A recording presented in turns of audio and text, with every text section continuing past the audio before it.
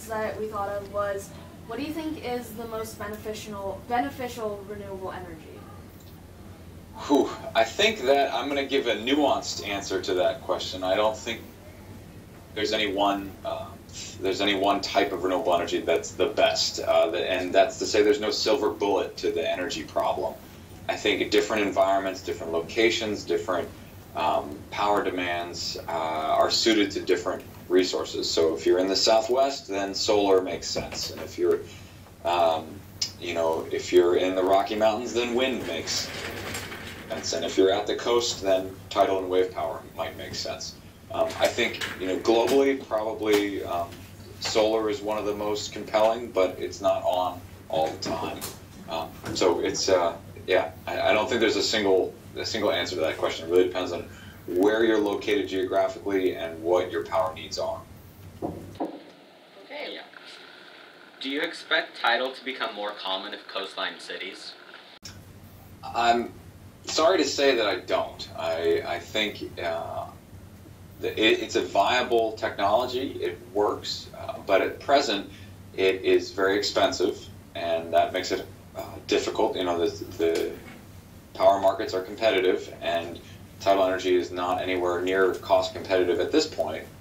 And it's also very concentrated in a few distinct locations.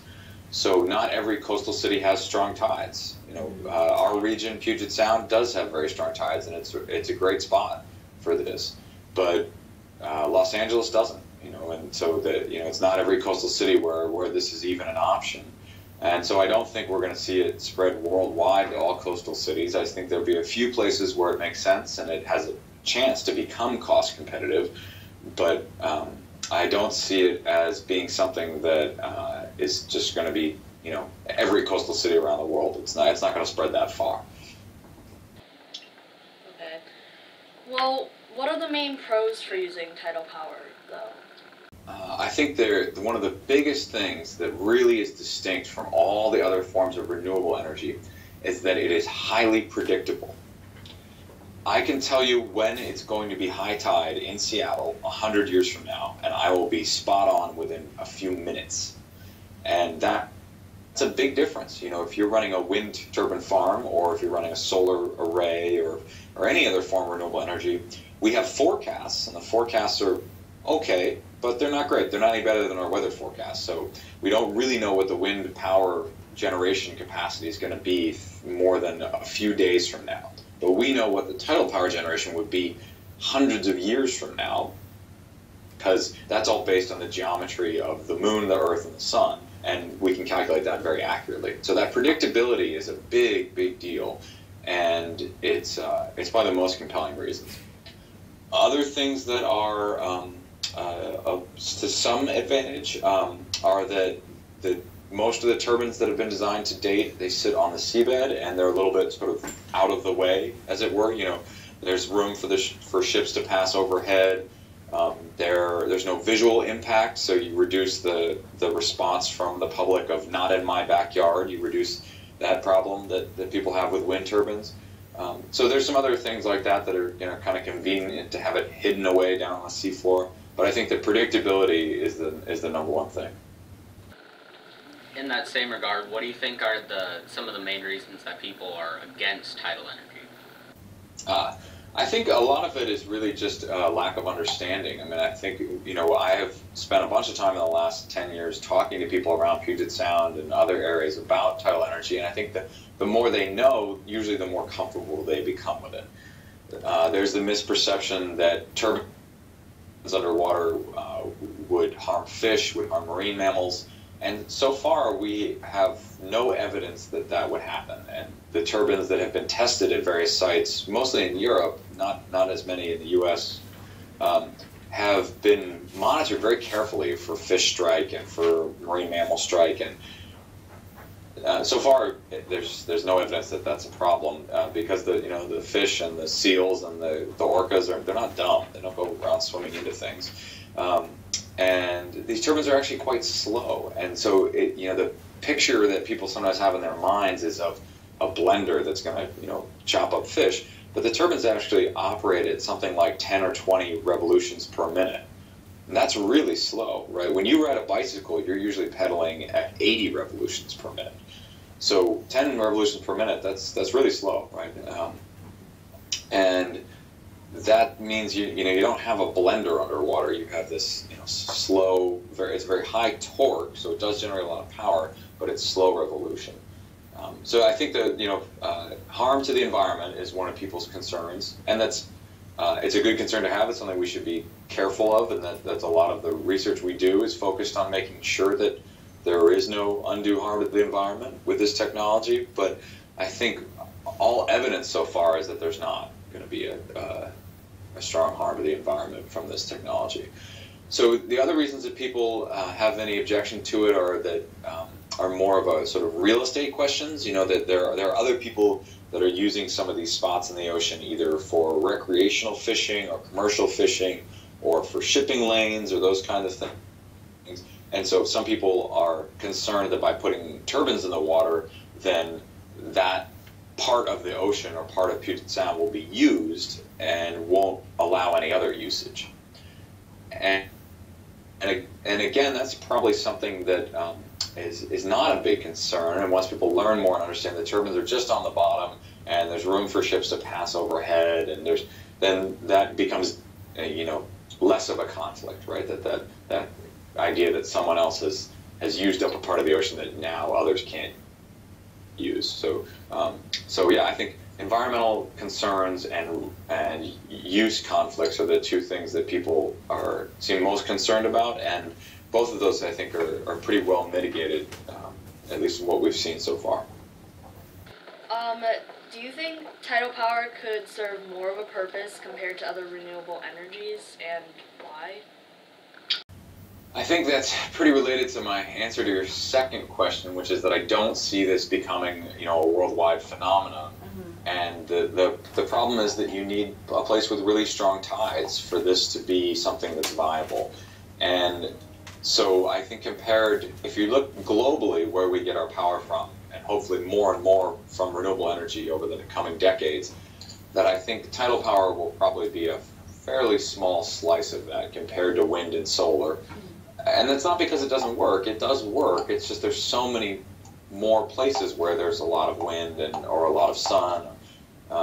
It's just a very concentrated, localized resource, and you need places like Puget Sound that have it. I hesitate to come up with a number, but I think probably globally a few percent is as much as it will ever be. Then that doesn't mean it's not worth doing. And I want to make that point strongly, because there's so much need, and there's not a single way that we're going to solve the energy demands. And so every little bit is important, and every little bit helps. And if you take a region like Puget Sound, and get some of it off of non-renewable energy, that's great, and that continues to pay dividends forever in the future, right? If you keep doing it, so it's still worth doing, but the global impact might not be very big. Is there anything else that you'd like people to know about renewable energy or some of your projects you're working on? Let's see. I guess I have two points to make. One is that this is a big challenge, and we shouldn't be naive about it. All renewable energies are diffuse, and that's one of the key challenges. By diffuse, I mean there's not much energy per space. So if you guys have been studying solar, is one of the easiest things to think about. That a typical solar value would be something like 1,000 watts per square meter, and that's a lot of watts. But it's not a lot of watts compared to what we need to power a city. And so if you have 1,000 watts per square meter and you want to get a lot of megawatts out of that, that means you need a lot of square meters. You need a lot of panels. Right? So by diffuse, I mean that the denominator there, that per square meter issue, that's kind of central to all the renewables, right? If you want a lot of wind power, you need a lot of wind turbines. You want a lot of solar, you need a lot of solar panels. You want a lot of tidal power, you need a lot of those turbines too. And contrast that with the fuel that we use and the gallon of gasoline you put in your car. That gallon of gasoline is extremely concentrated. It's not diffuse. It's concentrated because it's had several million years to cook down to this really high impact source of power. And so that just means it's a big challenge. Getting the world off of fossil fuels and getting onto renewables is a big challenge, and it's going to take significant technological advances, significant resources, and also just a significant amount of just real estate, of just space that's those per square meter. The other thing that I want to say about the marine renewable energies that we've been working on at the University of Washington is how much what we're doing is connected to a lot of other topics. And I see that as a really good thing, that the ocean continues to be a place where we don't have enough data. We are very data poor in the ocean. The ocean's a big place. It's deep and dark, and there's a lot we don't know about it still, even though it's 2016.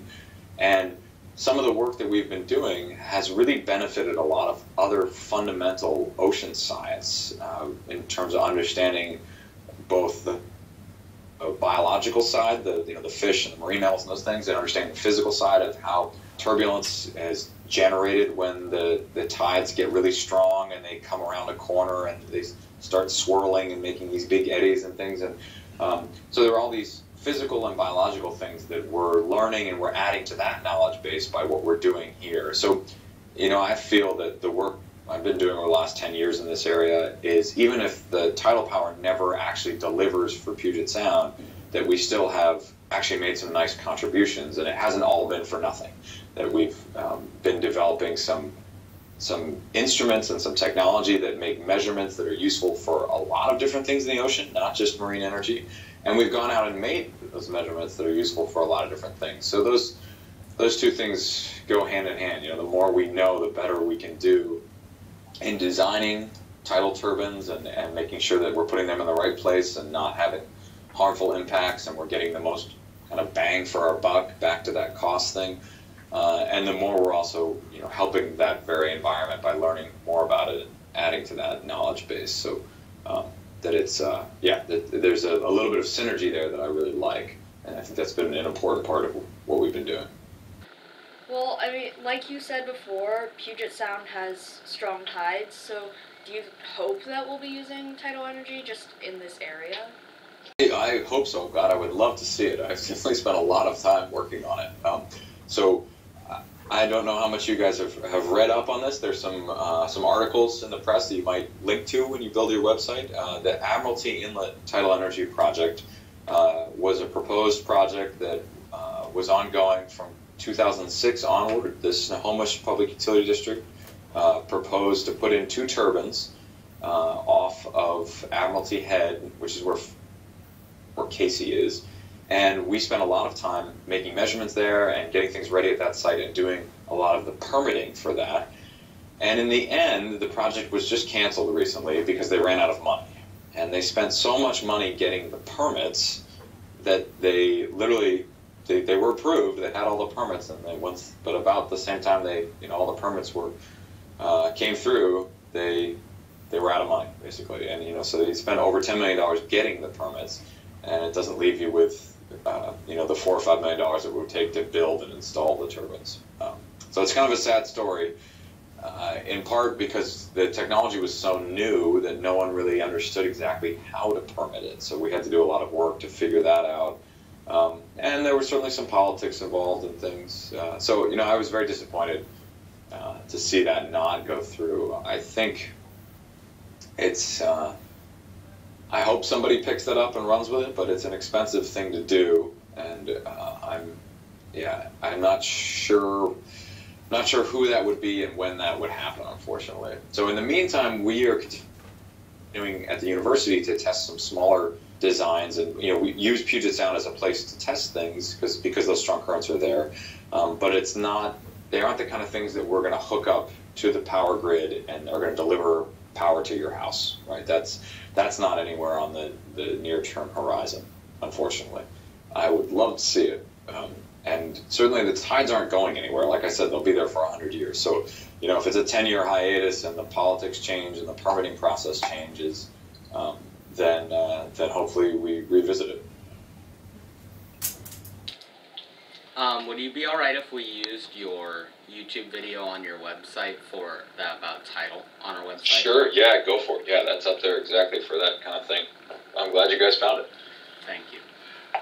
Thank you so much, Dr. Thomson, for taking the time to meet with these students. This is a really important part of their project, and having the ability to to talk to somebody who's actually doing the research and doing the work is really a valuable experience for these kids. Great, you're most welcome. I'm sorry the video didn't work, but hopefully you got something out of that. Yeah. You guys look very professional there. I'm impressed. All right. Thank you. Thank you so much. Have a great day. All right, take care.